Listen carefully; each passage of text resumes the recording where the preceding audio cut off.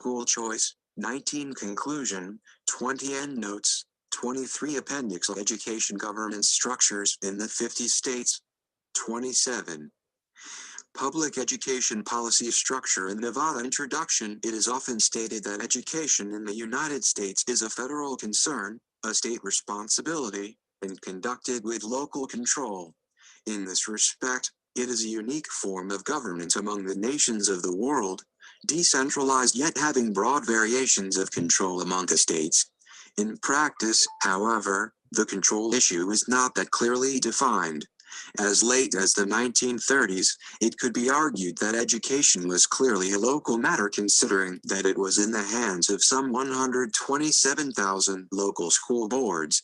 By 1987, however, there were 15,427 operating school districts. The fiscal balance of support for schools has shifted from the local property tax to state funding. Nationally, the states provide an average of 48.9% of the costs, communities, 44.8%, and the federal government, 6.2%. School finance experts tend to describe governance of schools as ranging from low control to high control states, with the amount of control correlating with the percentage of state funding. Within the past 25 years, state control over education has gone through two major nationwide policy shifts. The first, beginning in the late 1960s, started with federal funding to improve the governance ability of state education departments, the old Title V of the Elementary and Secondary Education Act. During that period, school finance litigation in many states shifted the financial burden to the state level in order to equalize spending. The second policy shift is very recent, resulting from greater involvement of governors and state legislators in mandating change and accountability. The policy change began with the state competency testing movement, then grew into standard setting and the search for innovative answers to education issues. State policy leaders may be entering a new phase, showing a willingness to ease further regulation if student achievement improves through site-based programs. It is conceded, generally, that local leadership has been left out of the current reform movement except to react once legislation and or regulations already are adopted. While business leadership is not part of the governance structure, it is becoming an important influence on it. Business and industry has always played a role in setting priorities for education, since the creation of the first major federal role in pre-collegiate education, the vocational education programs initiated in 1917. 1.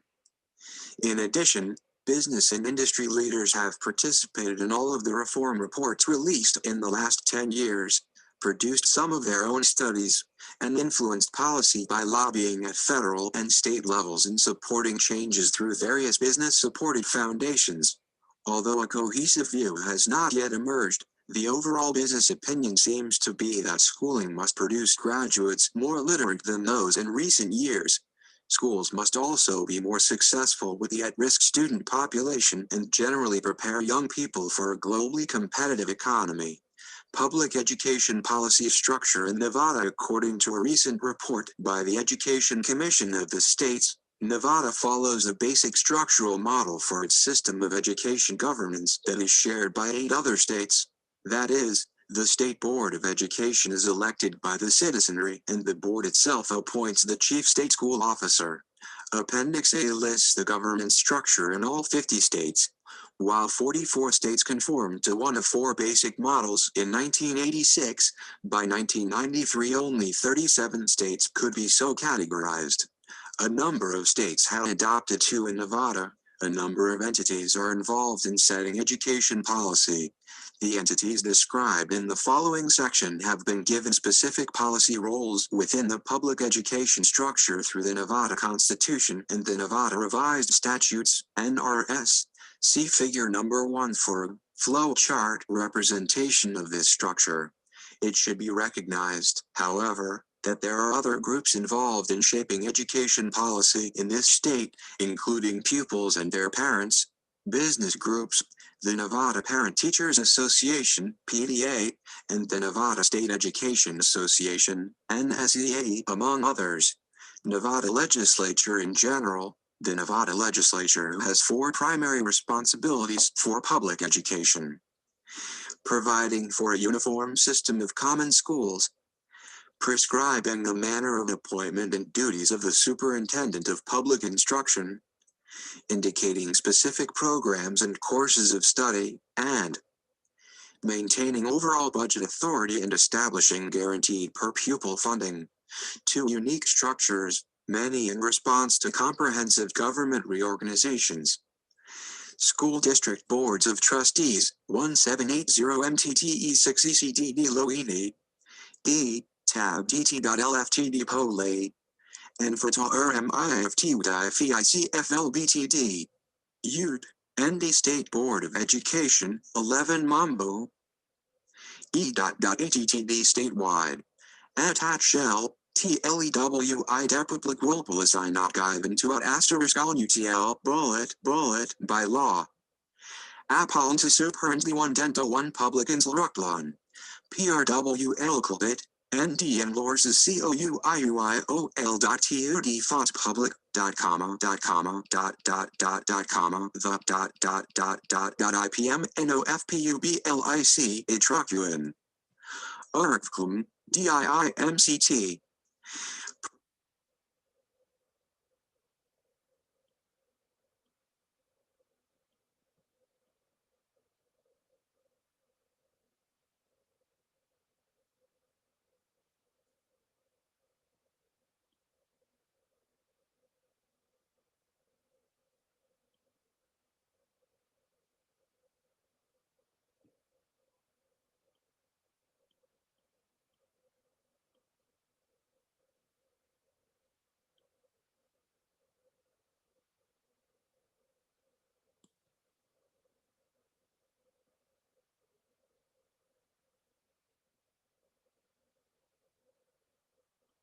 Unlike the United States Constitution, which is silent regarding education, all state constitutions authorize the state legislature to provide for a system of public schools.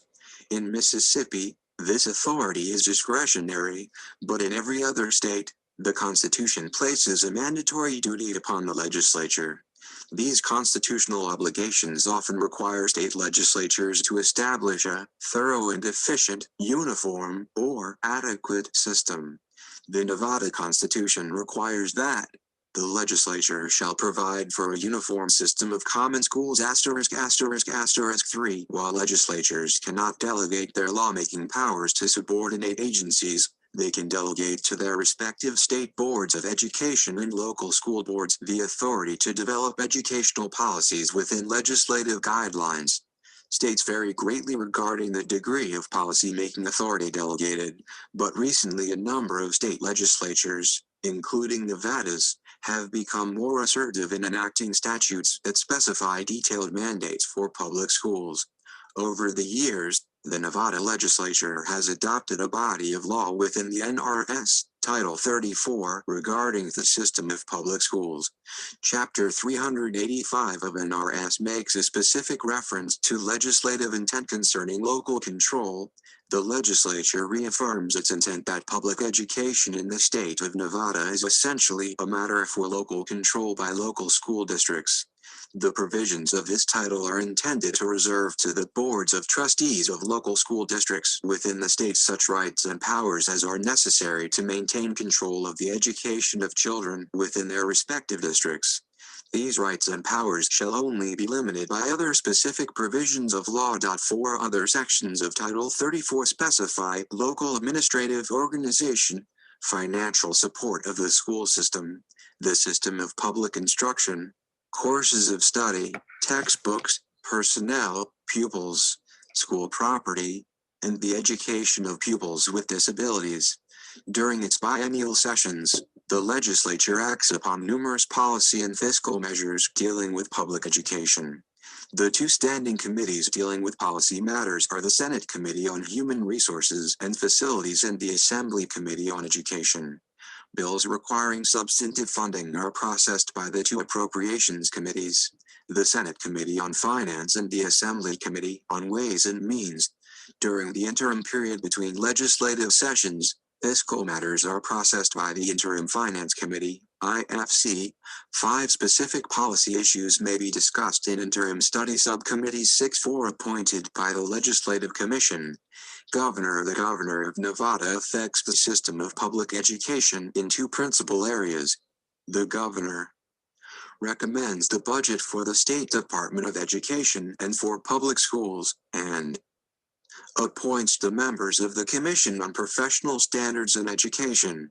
As the chief executive of Nevada's executive branch, the governor is responsible for submitting a budget to the legislature, which includes spending recommendations for public education. 7 In addition, the governor appoints the members of the Commission 8 on Professional Standards in Education.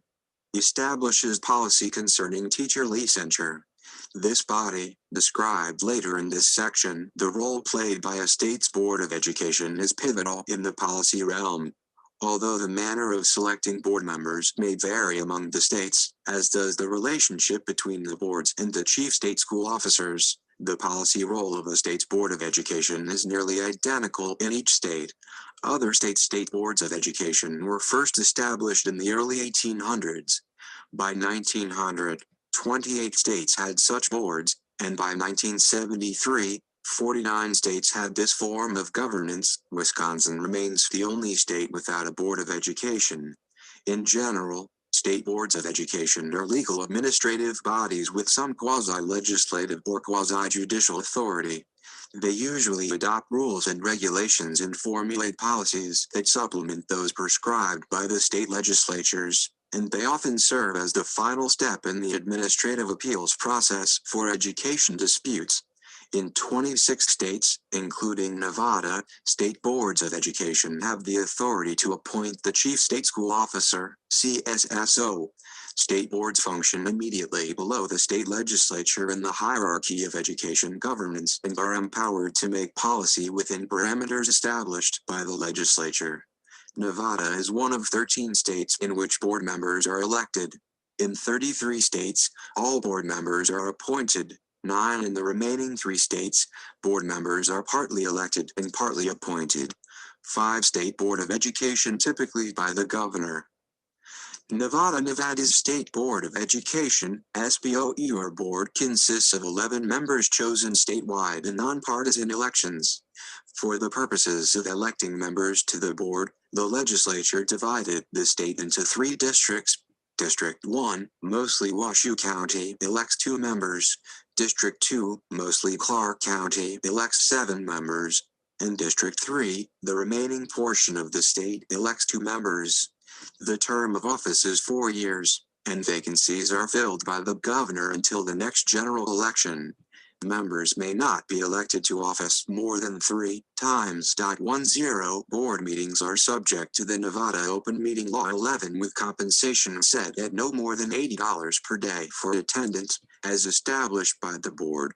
12 In addition to the general authority to regulate its own activities, the SBOE has certain legal powers with regard to setting education policy. The board establishes statewide public school policy not delegated to other entities by law. 13. Appoints the Superintendent of Public Instruction. 14. Prescribes and enforces courses of study for public and private schools. 15. Maintains the authority to suspend or revoke a teaching license for cause. 16. Selects textbooks. 17. Establishes standards for the approval of programs for the education of teachers which are accredited by the National Council of Accreditation of Teacher Education. 18. Prescribes standards for state testing programs. 19. Acts as the State Board for Occupational Education. 20. Provides oversight for the State Department of Education, SDOE or department, programs.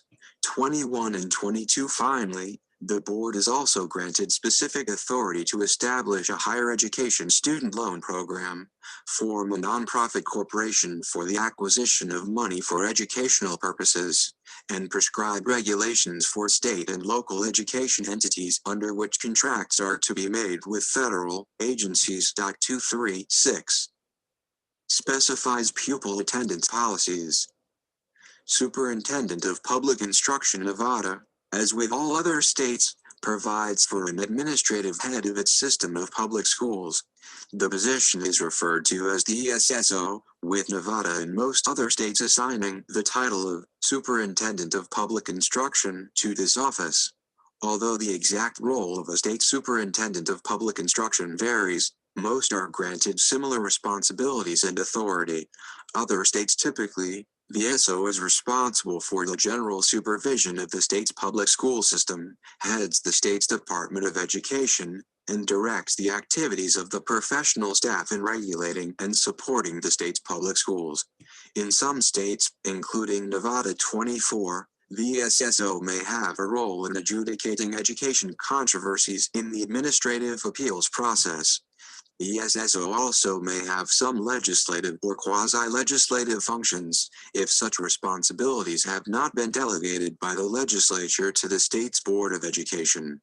Many SSOs are authorized to propose, or find sponsors for, specific pieces of legislation.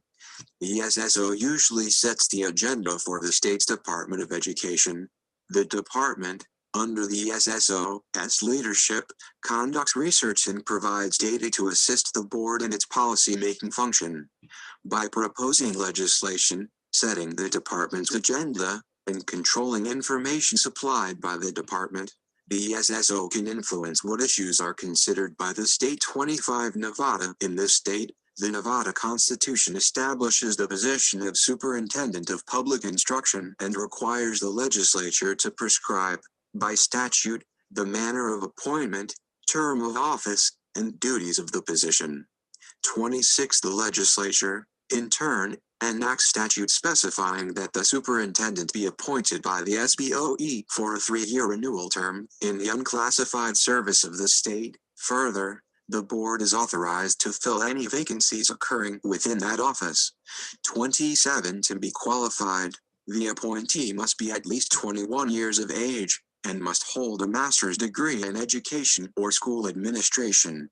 Once the appointment is accepted, the superintendent is prohibited from holding any other office for profit or 28 legislature and the board, pursuing other business ventures without the approval of the board. 7. The superintendent is the executive head of the SDOE and serves as the secretary to the State Board of Education. 29. In general, the superintendent performs duties to promote the profession of teaching, including consultation activities with local education leaders and conducting education conferences within Nevada. Major policy activities of the superintendent include directing the activities of SDOE. 30. Issuing licenses to teachers. 31. Coordinating educational activities with other agencies. 32. And prescribing statewide education reporting requirements. 33. In addition, as the executive head of the department, the superintendent has the authority to apportion payment of education funds from the state's distributive school account, DSA, and to withhold payment of these funds to school districts that do not comply with state law, including constitutional prohibitions against sectarian. 34. State Department of Education. The SDOE is the administrative arm of the SBOE. While the board maintains a policy role, the department is responsible for carrying out the provisions of state statutes, implementing board policies, and administering federal and state educational programs. The department's chief executive officer is the Superintendent of Public Instruction. As noted in the previous section, the duties of this officer include recommending and implementing board policy, supervising certain aspects of K-12 education in Nevada, developing proposed legislation, and directing departmental activities. The department, as an agency, fulfills 5 major policy roles, including carrying out provisions in state statutes, implementing board policies, administrating federal and state programs, providing technical assistance to local districts and schools, and managing the teacher licensure program under policies set by the Commission on Professional Standards in Education. 8. Instruction. The 9 branches within the SDOE provide consultation, technical services, and leadership to the state's 17 school districts for improvement of administration and instruction of public education, as follows. The Nutrition Education Program administers a variety of federally funded breakfast, lunch, and nutrition education programs for Nevada's schools. The Elementary and Secondary Education Branch provides curriculum consultation, technical assistance, and training to education personnel in the state and administers certain grants in aid. The federal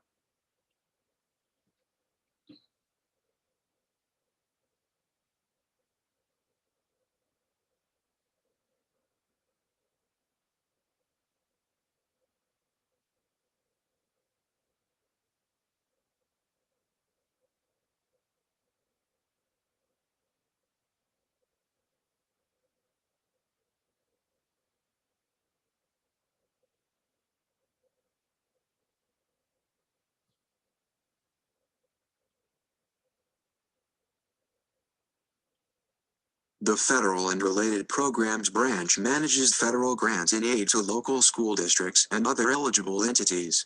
This branch is responsible for approving applications, monitoring approved projects for compliance with federal laws and regulations, and providing technical assistance and guidance in relation to federal requirements.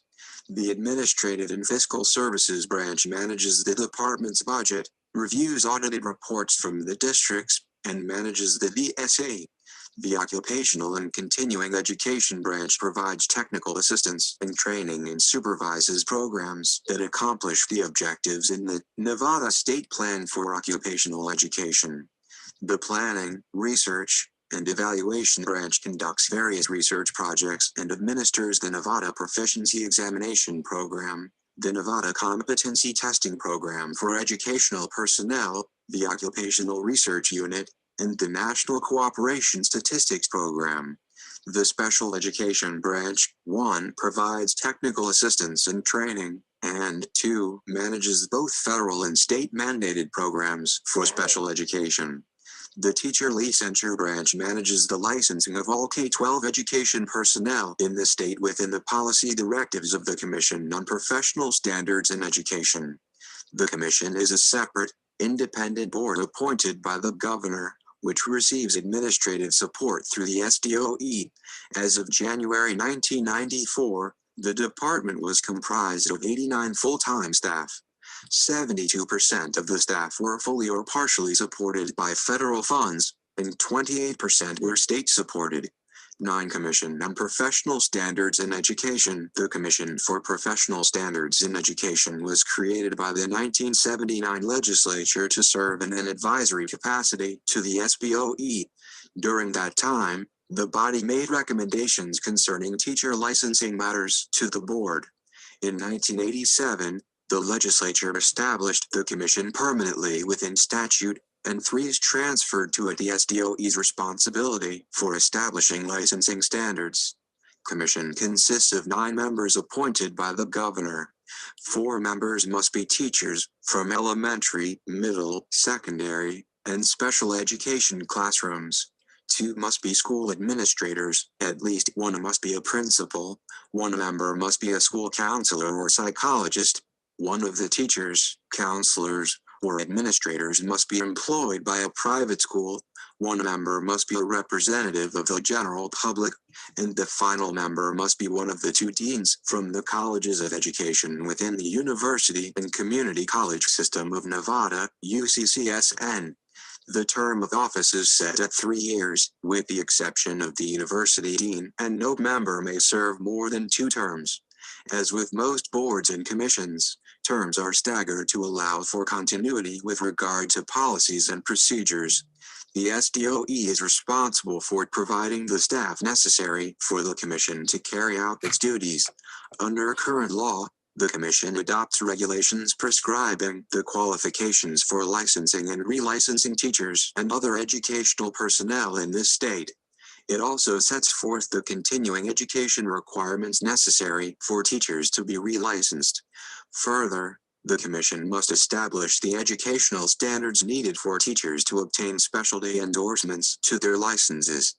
36 is a control mechanism The State Board of Education may choose to reject a regulation made by the Commission within 90 days of adoption if it determines that the regulation would 1. Cause any undue hardship on school districts or educational personnel, or 2. Threaten the efficient operation of the state. 37. In addition, the SBOE retains the authority to revoke or suspend a license.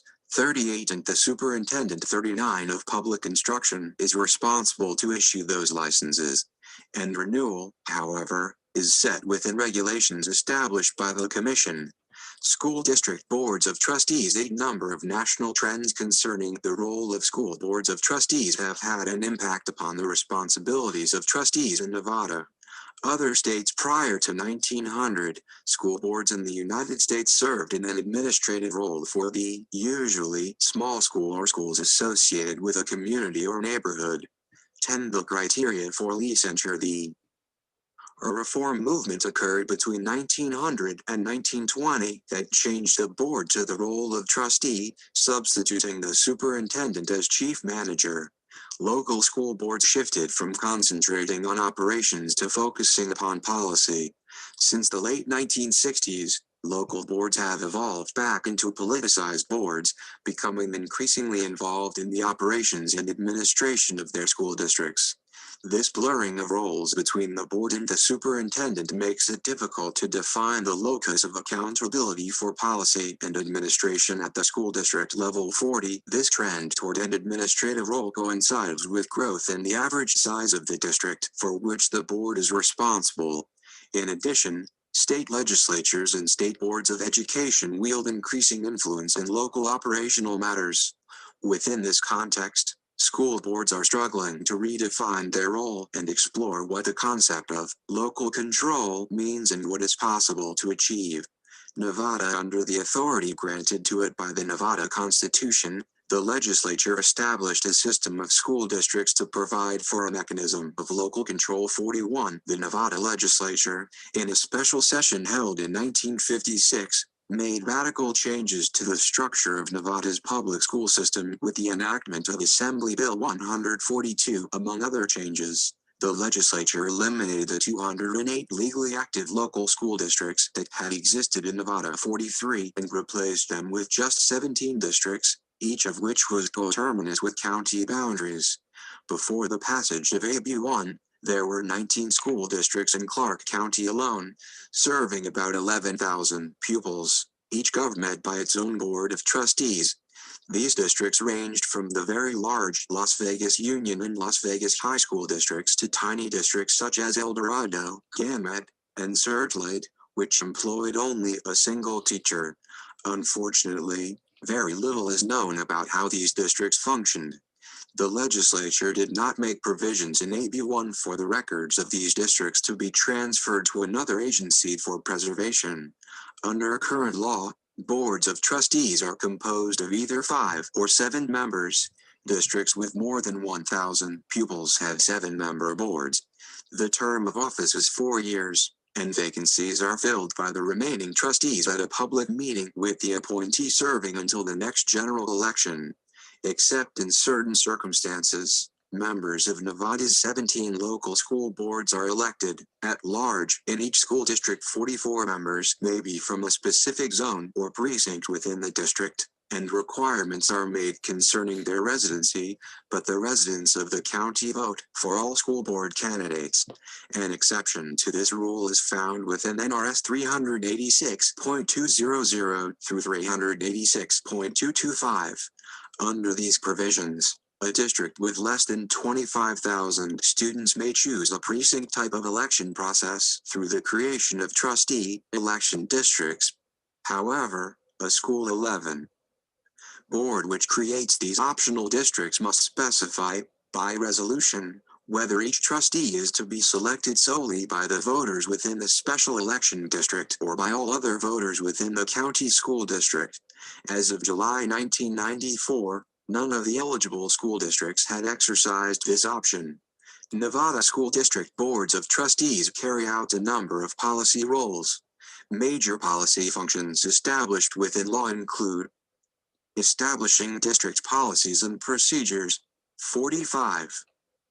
enforcing courses of study prescribed by statute and administering the state system of public instruction. 46. Approving curriculum. 47. Providing oversight of the school district's funds and budget. 48. Promoting the welfare of school children, including the establishment and operation of schools and classes deemed necessary and desirable. 49. Enforcing statewide testing programs. 50. Employing the school district superintendent and other personnel. 51. Managing school property and equipment. 52. Financing the capital construction and renovation of schools within the district, including the authority to issue general obligation bonds for such purposes. 53. And enforcing the use of textbooks selected by the SBOE. 54. In addition, larger school districts must follow specific procedures for adopting and amending certain regulations. Clark and Washoe County school boards are required to give at least 15 days advance notice to certain individuals and make the text of proposed changes available for public reviews. 5. All school boards are specifically given the power to sue or be sued. A school board also may establish programs of school-based decision-making, alternative education for at-risk students, and programs for persons housed in correctional facilities, with the consent of the juvenile court and county commissioners. Boards are specifically empowered to accept federal assistance, accept gifts, form a statewide association with all other school districts to regulate interscholastic athletic and other events, employ 56 private counsel, and administer nutrition programs for children and adults. 12. School districts. There are 17 school districts within Nevada, each with its own board of trustees and district superintendent. 57. The relationship between the county school districts and their respective boards is similar to that which exists between the State Department of Education and the State Board of Education. The school district serves as the administrative arm of its district board of trustees. The boards maintain primarily a policy role, and the respective school district offices bear the responsibility for carrying out the provisions of state statutes, implementing school board policies, providing for maintenance, utilities, and other services, and operating various federal and state educational programs. The school district's chief executive officer is the district superintendent. The superintendent's duties include recommending and implementing school board policy, supervising certain aspects of K-12 education in Nevada, maintaining licensure information concerning teachers and other professional employees, and directing school district office activities. 5.8. In addition, district superintendents along with teachers, principals, and board of trustee members are granted police powers to protect children in and traveling to or from school. This authority may also be used to maintain order in and around schools and at school events. 59. The school district, as an agency, fulfills 3 major policy roles, including implementing policies established by state and local boards, managing district operational functions, and providing support services and technical assistance to individual schools. Public schools. The student attending class at the individual school site is the focus of the structure and function of Nevada's system of public education, while others at various levels share responsibility for formulating and implementing policy decisions, implementation of curriculum-related policies, and other types of policies as well, rests ultimately with a teacher in the individual classroom. For the 1993-1994 school year, SY, there were 395 schools in Nevada, serving a total of 235,800 pupils. Typically, each school site is managed by a principal who is responsible for implementing the specific policies established at the state and local district level. The principal's major policy functions are to 13. Implement specific state and local policies.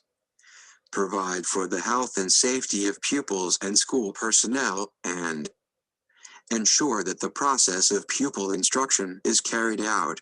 Specifically, Principals must verify testing procedures for the statewide proficiency examination 60 and enforce emergency and safety procedures as set forth by the local fire department or the state fire marshal. 61. In addition, principals may select supplemental textbooks for the school. 62 are granted authority jointly with the teacher of retaining a pupil in the same grade. 63 and are given the authority to suspend or expel 64 pupils for possession of dangerous weapons or controlled substances. School districts allow principals varying amounts of authority and participation in the hiring and firing of school personnel. This level of participation varies from district to district. Governance issues. During the 1980s, state leadership in school reform became dominant. Even in the 1990s, with federal initiatives such as Goals 2000 and the National Standards Movement, state governments play a central role in implementation, oversight, and support of education programs.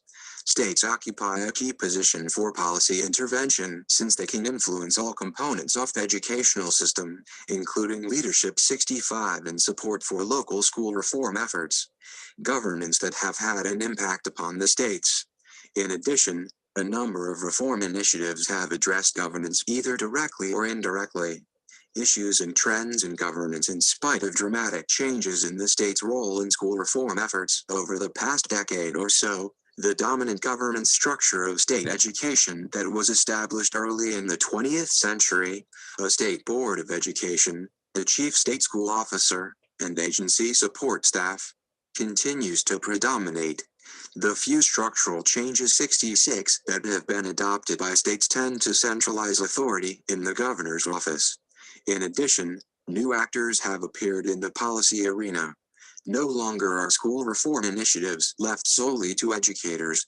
Key political, civic, and business leaders now play significant roles in the development of state education policy development. Private sector involvement is viewed with apprehension by many educators, but since less than 20% of American households have school-age children, many observers assert that education reform efforts are not likely to proceed without the support of the business community. 67-14. There are several recent trends in school. In addition, although state governance structures continue to be quite similar, there is a wide variance in the details concerning various structural elements. The qualifications, selection procedures, and terms of office for the chief state school officer and the members of the Board of Education vary from state to state. The amount of policy authority delegated by the legislature also differs among the states, as does the number and type of legislative committees that address education concerns. According to a recent report by the Education Commission of the states, no two states are exactly alike in education governance structure when all these variables are reviewed. 68 Policy issues. The optimal structure of education governance depends upon each state's political philosophy and education goals and priorities. Over the past decades of educational reform, differing views on the purposes of education and the state's role in education policy have emerged. Discussions have recently focused on a number of goals for schools, their role as catalysts to resolve social and health-related problems, their responsiveness to parental and business expectations, and their fiscal and academic accountability. Alternative views of the state's role in achieving its purposes for education are not always compatible with one another, even when articulated within the same state. It does not appear that anyone designed for education governance is likely to achieve all the desirable objectives for education. Among the structural governance issues and options facing the states are the 69 following. Traditional structure.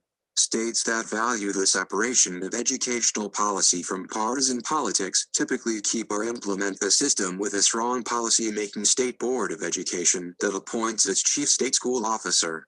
However, removal of the key policymakers from the political arena may distance the system from needed fiscal and policy support from the state's governor and the legislative branch. Centralization within governor's office.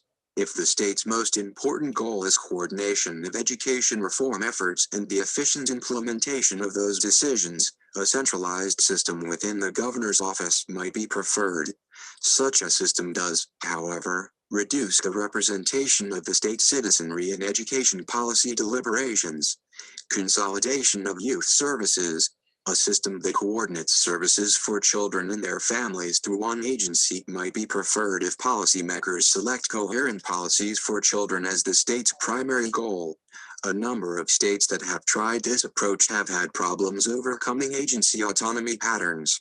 In addition, a major trade-off concerns the perception that the importance 15 of education as a separate issue will be lost if education is combined with other services within the state's bureaucratic structure. Citizen representation. A structure that includes lay representation might be adopted if the state's priority is to ensure citizen representation and thus avoid concentrating authority in a few hands. Under such a system, both the State Board of Education and the chief state school officer are elected, rather than appointed. Disadvantages include possible politicizing of the education decision-making process. Political parties and special interest groups may try to influence the 70 candidates and campaigns. There are trade-offs in any effort to design an efficient education system that includes clear lines of authority while providing adequate checks and balances for the control of the state's education policy. The process of setting the policy agenda and the governance structure that best reflects that agenda is not an easy one. Various tensions, such as centralization of authority versus decentralization, and political versus professional control, influence the process and ultimately the educational priorities that a state seeks to establish. Other tensions involve the debate over the state legislature's lawmaking authority and the governor's executive powers displacing the policy-making authority traditionally held by the state board. In recent years, governors and legislatures have become increasingly assertive in formulating specific school reform agendas.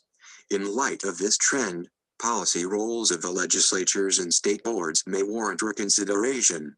Another emerging issue concerns the state board's central authority to shape policy among the local school districts, both the level of that authority and its form, mandates versus incentives.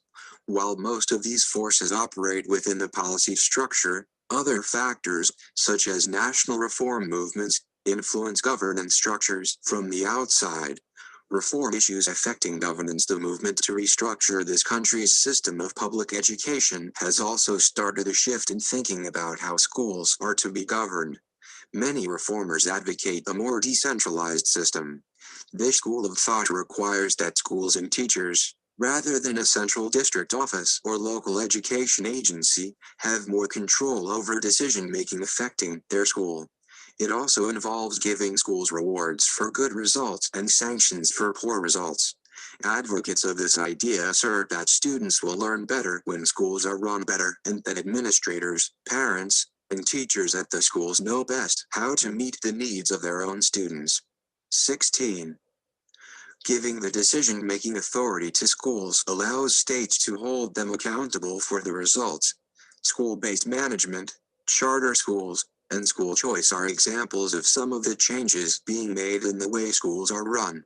School-based management. Beginning in the 1980s, many states and school districts began to use decentralized decision-making structures, known as school-based or site-based management. Site-based management is an approach to educational reform that allows an individual school to make its own decisions concerning curriculum, discipline policies, finances, and goals. A school council, which typically consists of the principal, parents, teachers, and other community members, sets the policy direction for the school. The purpose of the program is to provide more flexibility in the operation of public schools and increase the accountability of educational personnel. Proponents of this approach argue that by increasing parental involvement and shifting policy decisions to the individual building level, schools will be encouraged to evaluate innovative educational techniques and will direct resources in an efficient manner to address the particular needs of the facility. Advocates of this approach assert that site-based management gives needed flexibility to those closest to the students, allowing them to design the most appropriate education. It has also been suggested that making decisions at the local level creates a greater sense of ownership and responsibility within a community, providing another avenue of accountability. Policy issues. One of the challenges associated with this approach is finding individuals with the interest, time, and expertise to make wise decisions. Opponents also note that this type of group decision-making can often be frustrating to all the parties involved, and sometimes operates at a slower pace than current systems. Involving teachers in the site-based process also takes time away from teaching duties and may require additional training. Charter schools. In an attempt to facilitate change in school management, several state legislatures have created what are known as charter schools. Charter schools allow teachers to sign a charter with their district or other policy-making authority to create their own schools. These schools generally receive waivers from most state regulations and so are free to be more innovative. In exchange for this flexibility, they must be able to demonstrate specific student achievement. Charter schools often emphasize some particular learning style or subject specialty, such as a vocational high school or Minnesota School for the Deaf. 17. Minnesota was the first state to pass a charter school law, 1991, and California followed in 1992. As a part of its school reform bill, Missouri passed a charter school pilot project involving 3 schools. Since the legislation is so recent, very few charter schools are actually operating yet. 71. By the end of 1994, 11 states had enacted charter school legislation. These acts varied significantly in terms of the number of schools involved, the requirements for starting such schools, and in funding and transportation issues. States with charter school laws -1994. Arizona, California, Colorado, Georgia, Hawaii, Kansas, Massachusetts, Michigan, Missouri, New Mexico, Wisconsin. States considering charter schools in 1995 are likely to be influenced by a recent Michigan court decision ruling that state's charter schools unconstitutional. The court found that, as defined in the legislation, Michigan's charter schools are not really public schools and are not allowed to receive public money. A 1994 survey by the National Conference of State Legislatures, NCSL, indicated that an additional 10 states would be examining charter school legislation. 72. Minnesota program. The Minnesota program has been in place for the longest period of time. This program limits the number of charter schools to 8 statewide. These facilities are not organized by state or local school boards but by individuals or groups. Under Minnesota law, a school board may sponsor 1 or more licensed teachers to operate a charter school. It can be proposed as a new school, an existing school converted to a charter school, or a charter school within an existing school. A letter of intent is generated by the teachers to the prospective sponsor and must include a program description addressing 1 or more of the 6 purposes described in the charter school law. 1. Improve individual learning. 2. Increase learning opportunities for students. 3. Use different and innovative teaching methods. 4. Create different and innovative forms of measuring learning outcomes. 5. Establish new forms of accountability for schools. And 6. Create professional opportunities for teachers. The letter must also include accountability provisions, a plan for administering the school, target student population, and fiscal and other policies and procedures. 18. Under the Minnesota model, charter schools are legal entities, organized as either cooperative or nonprofit corporations. Such schools are not restrained by statutes and rules that govern school boards and school districts. They need only comply with those rules that apply specifically to them. Failure to meet achievement goals, or any other violation of the law, results in termination of the contract. Charters must be renewed after their initial terms, up to 3 years, are over. The Minnesota law specifies governance by a board of directors elected by the parents of students in the school and school officials. Transportation to and from the charter school is provided by the local school district for students residing within its borders. For students who live outside the district, transportation is provided to and from the district's border to the charter school. Policy issues. The national debate about charter schools centers around the issue of equity. Concerns have been raised about possible restrictive entrance requirements, access and transportation, and the potential fiscal impact upon the traditional public school systems. School choice in brief, school choice systems allow parents to choose which schools their children will attend. Although it is a controversial aspect of school reform discussions, many advocates assert that school choice will lead to improved student achievement, increased parental involvement, and greater accountability at the individual school site. The concept of choice is based upon the economic market model. If you give parents educational options, schools that perform poorly will improve or close, thereby forcing schools to be more responsive to student needs. Those who advocate this approach believe that choice, along with flexibility in how schools are run, will result in better schools. Opponents believe that the choice movement will weaken public schools. They fear that the most advantaged students and the state money that follows them will transfer out of poor and urban schools, preventing those schools from providing an adequate education for those remaining. Some school choice programs would create vouchers or tax credits for parents who choose to send their children to private schools. Voucher systems remain quite controversial. Over the past 2 years, voters in California, Colorado, Michigan, Oregon, and Washington, D.C. have rejected voucher initiatives. Puerto Rico's system was recently declared to be unconstitutional. 19. In NCSL's 1994 survey, 6 states indicated that they would consider a voucher program during their 1995 legislative session. These states include Illinois, Kansas, New York, Ohio, South Dakota, and Wisconsin. Policy issues. There are a number of policy considerations associated with choice programs. Those that are raised consistently include accountability issues, since such systems generally require that an accountability component be built into the process to allow evaluation of the effectiveness of a particular school. Equity issues also exist. Regulators may need to focus additional resources upon examining and monitoring retention and placement procedures to avoid situations in which talented students are creamed off into better schools.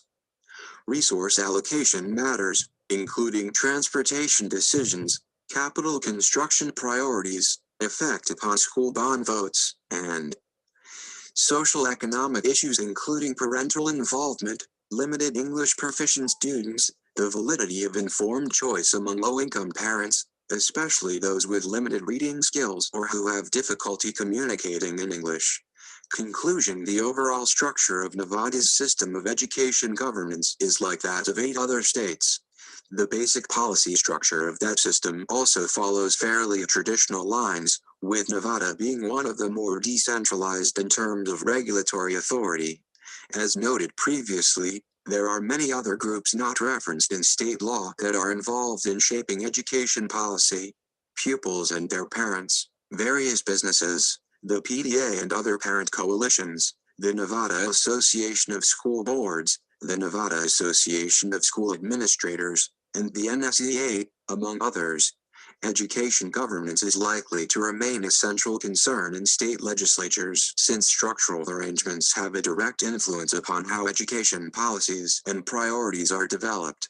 The interactions among governors, chief state school officers, 20.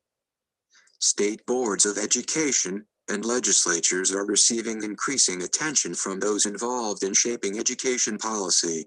These structural concerns are important insofar as they advance a state's priorities and goals. However, the biggest challenge facing state policymakers lies with defining these priorities and reaching consensus.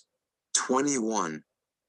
3, 4, 5, 6, 7, 8, 9, 10, 11, 12, 13, 14, 15, 16, 17, 18, 19, 20, 21, 22, 23, 24, 25, 26, 27, November 1993, p. 6. Nevada Constitution, Article 11, Section 2.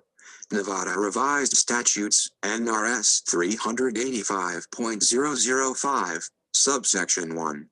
NRS 218.6825, NRS 218.6821, NRS 353.230, subsection 3, NRS 391.011, subsection 1. McCarthy. State Education Governance Structures, pp.11-12, NRS 385.021, Chapter 241 of NRS, NRS 385.050, NRS 385.075, NRS 385.150, NRS 385.110, NRS 391.320, _-5 TFO NRS greater than 85.140, NRS 385.080, NRS 389.015, NRS 388.330, NRS 385.175, NRS 392.070, NRS 385.091, Nevada Administrative Code, NAC 385.625 and 391.085. McCarthy. State Education Governance Structures, p. 19. Nevada Constitution, Article 11, Section 1. NRS 385.150. Subsection 4, and 389.017, 385.110, and 385.102, ETSC, and notes. 1. Covering the Etikawan Beat. Education Writers Association, 1987. 2. Martha McCarthy and others. State Education Governance Structures. Education Commission of the States, 23. 28. NRS 385.160 and 385.170. 29. NRS 385.010 and 385.030, subsection 2. 30. NRS 385.175, subsection 1. 31. NRS 391.033. 32, 33, 34, 35, 36, 37, 38, 39, 40, 41, 42, 43, 44, 45, 46, 47, 48, 49, 50, 51, 52, 53, 54, 55, NRS 385.175, subsection 4, NRS 251.040, subsection 2, 385.200, and 385.347, subsection 3, NRS 387.185, subsection 2 in Nevada Constitution, Article 11,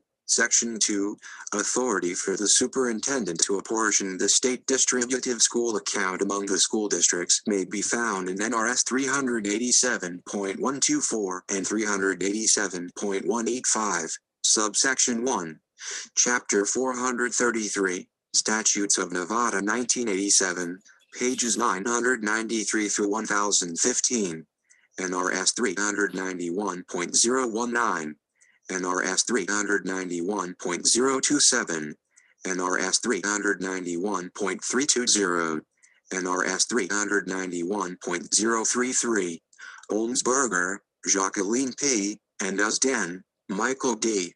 Local Education Governance, Perspectives on Problems and Strategies for Change, Phi Delta Kappan, January 1994, p.366. NRS 385.005 and 386.010. Chapter 32, Statutes of Nevada 1956. Public Education in Nevada Peabody Report. Division of Surveys and Field Services, Nashville, Tennessee, 1954. NRS 386.120, NRS 386.360 and 386.365, NRS 389.010 and Chapter 388 throughout, NRS 386.360 and 386.365, NRS 387.170 at SEQ, and 387.300 at SEC, NRS 386.350, NRS 389.015 and 385.347, NRS 391.100 and 391.110, NRS 393.010, NRS 387.328 and 387.335, NRS 390.220, NRS 386.365, at SEC, 24. 56, NRS 386.010, 386, 4154, FSEQ, 388.537, 388.550, FSEQ, 386.355, 386.390, 386,420, FSEQ, 386,410, and 386,415. 57, NRS 386.010 and 386.030. 58, NRS 391.110 and 391.210. 59, NRS 281.0319. 60, NAC 389.056. 61, NRS 392.450 and 394.170. 62, NAC 390.120. 63, NRS 392.125. 64, NRS 392,466. 65, McCarthy. State Education Governance Structures, p. 30. 66, McCarthy. State Education Governance Structures, p. X. 67, Walsh, M. Signing Up the Public, Education Week, April 7, 1993, pages 914. 68, McCarthy. State Education Governance Structures, p. 31. 69, McCarthy. State Education Governance Structures, p. X. 70, McCarthy. State Education Governance Structures, p. 32. 71, Zinser, Jana. Reinventing Education National Conference of State Legislatures, 1994. 72, State Legislative Priorities, middle dot, 199s. National Conference of State Legislatures, 1995, pages 20-23, 25. Appendix Education Governance Structures in the 50 States, 27.